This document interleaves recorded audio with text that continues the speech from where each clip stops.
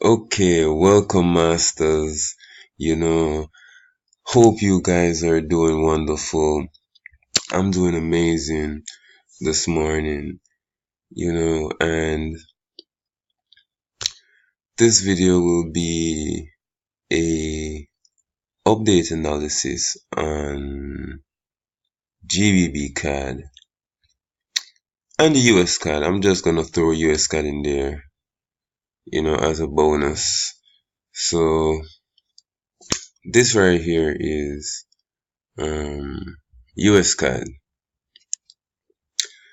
So um let's get into it.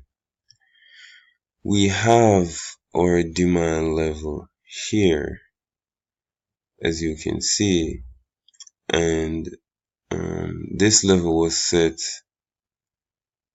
you know, in the past, so we can see how price have reacted to our level here, and the demand level was initiated here, in this time frame.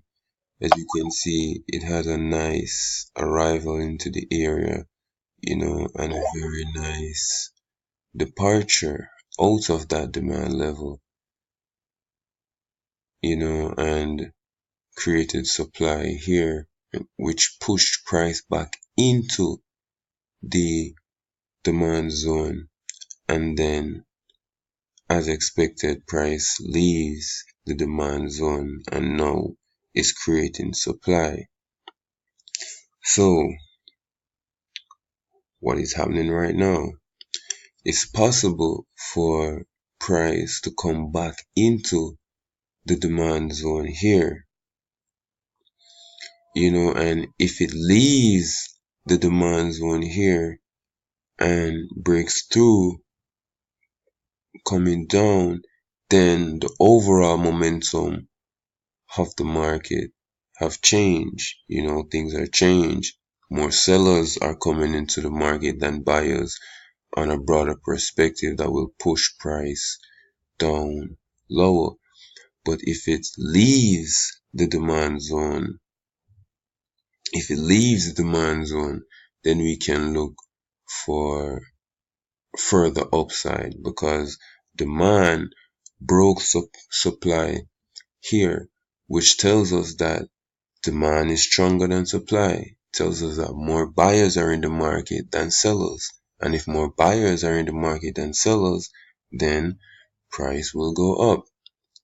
So it's possible for it to create demand here or bounce, from the top of our demand here and continue up, or come into the zone and hit the bottom of the zone and go up.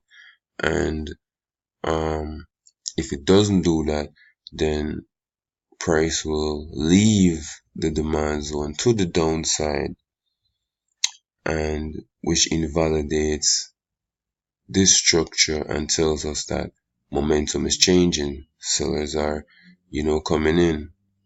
So, and failure to do all of those concepts will result in consolidation and a range bound structure of the market, which wouldn't be something you would be interested in trading. Yes, so that's it. Very simple. Let's get to pound CAD. Pound CAD. Similar structure. As you can see, we have our demand zone plotted on the charts. And let's see. Okay. First, I'll just explain. All of this on the left side of the chart is irrelevant, but let's just explain what happened.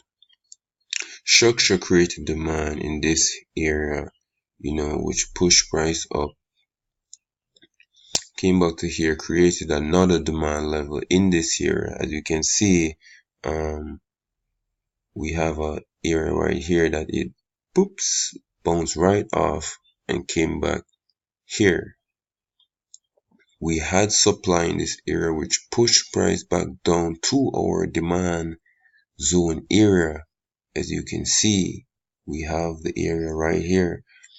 Price reacted as expected, went back up to here, created more supply in this area that could not break past here. It could not exceed this level, which tells us that it's a possibility right now that more sellers are in the market.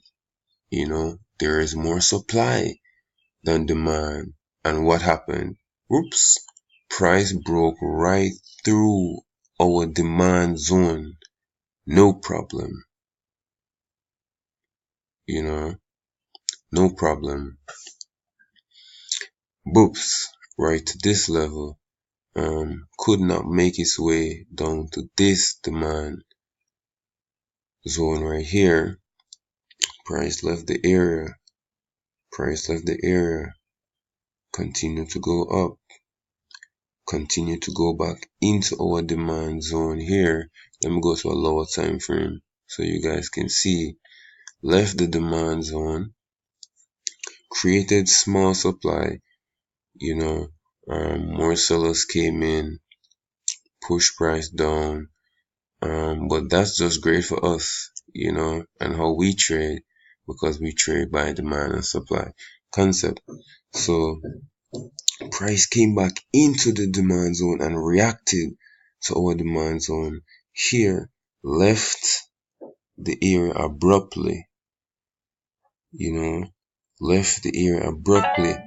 and broke out these sellers,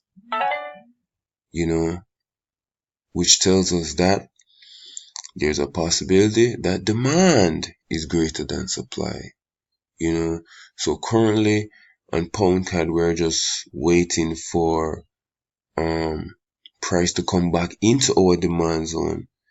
As you can see right now, it's coming back into our demand zone, and then from there, we will all know what to do.